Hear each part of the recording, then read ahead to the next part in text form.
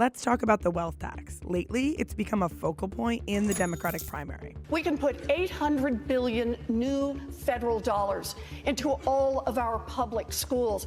We can make college tuition free for every kid. That's Warren outlining the ways she would invest billions of dollars potentially earned through her proposed wealth tax. But most of her opponents don't buy it. The wealth tax, I'm sorry, it's cumbersome. It's been tried by other nations. It's hard to evaluate. Simply put, the wealth tax would hit the accumulated assets of wealthy Americans to help reduce income inequality. So some form of the wealth tax has been attempted in countries like Iceland, Austria, Germany, and Sweden with varying success. But one of the most notable attempts was in France.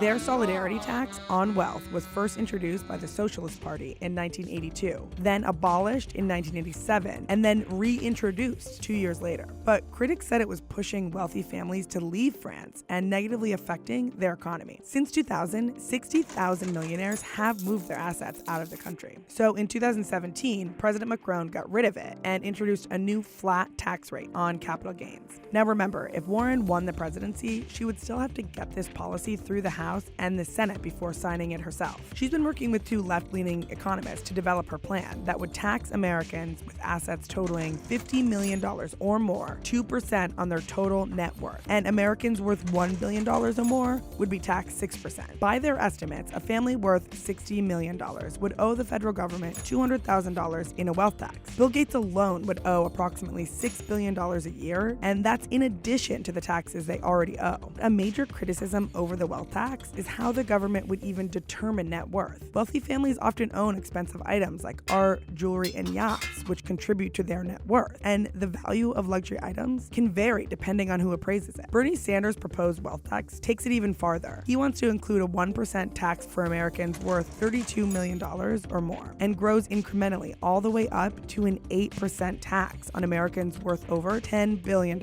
They both would impose an exit tax on anyone who tries to move their assets outside of the United States to prevent a wealth exodus, like what happened in France. But taxes work a little bit differently in the United States, because countries in the European Union don't tax their citizens on income made abroad. So avoiding the wealth tax could be as simple as moving to a neighboring country. However, the US does tax income made abroad, meaning Americans would have to completely renounce their citizenship to escape the tax. A key philosophical difference between Warren and Sanders is that Bernie openly criticizes the very existence of billionaires and wants to use the wealth tax to cut the wealth of billionaires in half over 15 years. Warren distanced herself from this, saying she is fine with people getting rich as long as they help pay for public services. What about the rest of the Democratic candidates? Well, they largely focus their plans by expanding existing taxes. Joe Biden has promised to go after Trump's signature tax legislation, the Tax Cuts and Jobs Act. Biden would return the income tax to a high of 39.6% for incomes above $500,000 and maintain the tax cuts for everyone else. Rather than taxing the wealthy,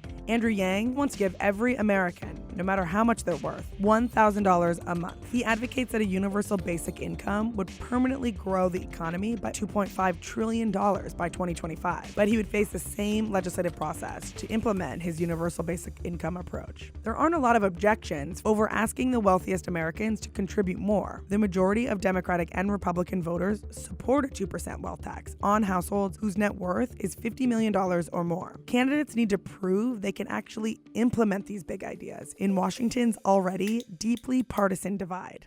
If you want a breakdown of the candidates' stance on all of the issues, make sure to check out Politico's Policy Tracker.